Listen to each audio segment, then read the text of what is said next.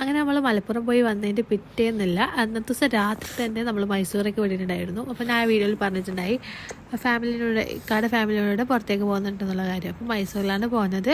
നമ്മളിത് അവിടെ എത്തി, ഡ്രസ്സൊക്കെ ചേഞ്ച് ചെയ്തു, ഫുഡൊക്കെ കഴിച്ചു. ഫസ്റ്റ് പോയത് നമ്മുടെ അവിടുത്തെ മൈസൂരിലെ സൂവിൽ പോയിട്ടുണ്ടായിരുന്നു. അവിടെ ഫുള്ള് കവർ ചെയ്ത് കണ്ടിട്ടുണ്ടായിരുന്നു. സൂന്ന് കഴിഞ്ഞിട്ട് നമ്മൾ നേരെ വെജിറ്റബിൾ ഹോട്ടലിലാണ് പോയിട്ടുണ്ടായത്.